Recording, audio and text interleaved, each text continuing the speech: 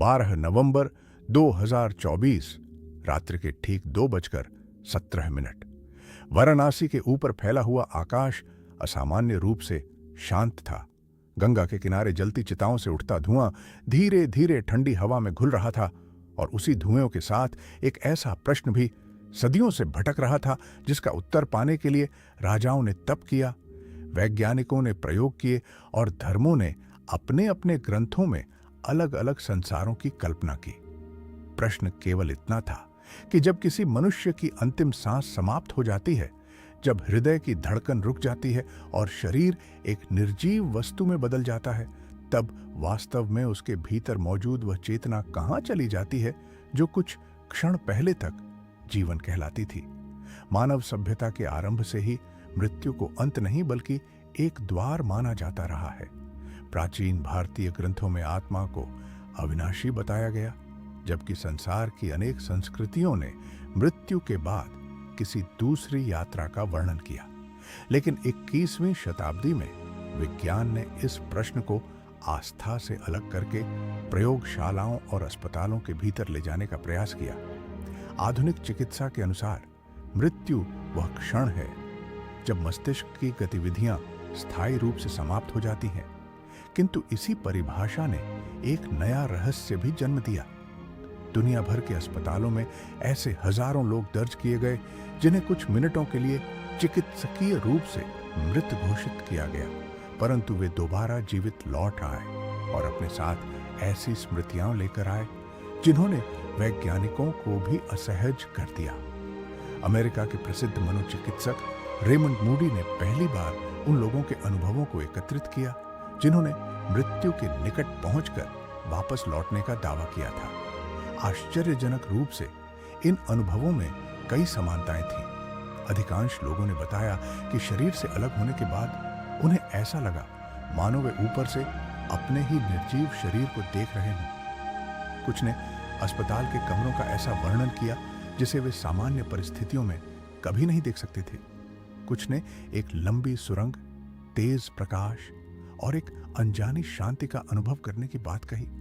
विज्ञान के लिए यह सब केवल मस्तिष्क की रासायनिक प्रतिक्रिया हो सकती थी, किंतु प्रश्न यह था कि यदि मस्तिष्क कार्य करना बंद कर चुका था तो यह अनुभव उत्पन्न कौन कर रहा था। सन 2001 में डच चिकित्सक पिम वान लोमेल ने हृदयाघात से पीड़ित सैकड़ों रोगियों पर अध्ययन किया। परिणामों ने चिकित्सा जगत को चौंका दिया। कई रोगियों ने मृत्यु के दौरान घटित घटनाओं का सटीक विवरण दिया, जबकि उस समय उनके मस्तिष्क में किसी भी प्रकार की गतिविधि दर्ज नहीं हुई थी। यह खोज एक ऐसे द्वार की तरह थी जिसके दूसरी ओर विज्ञान स्वयं प्रवेश करने से डर रहा था। यदि चेतना केवल मस्तिष्क की उपज है तो मस्तिष्क के बंद हो जाने के बाद वह अनुभव कैसे कर सकती है? और यदि चेतना मस्तिष्क से अलग कोई स्वतंत्र अस्तित्व रखती है तो इसका अर्थ था कि मानव जीवन के बारे में हमारी पूरी समझ अधूरी है। भारत में भी इस रहस्य ने सदियों से लोगों को आकर्षित किया है। भगवद गीता में आत्मा को न जलने वाला, न कटने वाला और न समाप्त होने वाला बताया गया है। वहां मृत्यु को वस्त्र बदलने की प्रक्रिया के समान माना गया है। दूसरी ओर आधुनिक भौतिकी में चेतना को लेकर अनेक सिद्धांत सामने आए हैं। कुछ वैज्ञानिक मानते हैं कि चेतना ब्रह्मांड का मूल तत्व हो सकती है, ठीक वैसे ही जैसे समय और स्थान। यह विचार अभी केवल संभावना है, परंतु इसकी उपस्थिति इस बात का संकेत है कि विज्ञान और दर्शन के बीच की दूरी पहले से कहीं कम हो चुकी है। मृत्यु के क्षण को देखने वाले चिकित्सकों ने एक और विचित्र तथ्य दर्ज किया है।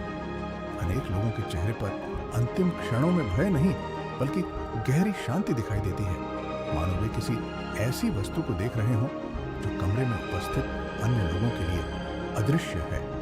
इस घटना का कोई निश्चित वैज्ञानिक स्पष्टीकरण आज तक नहीं दिया जा सका।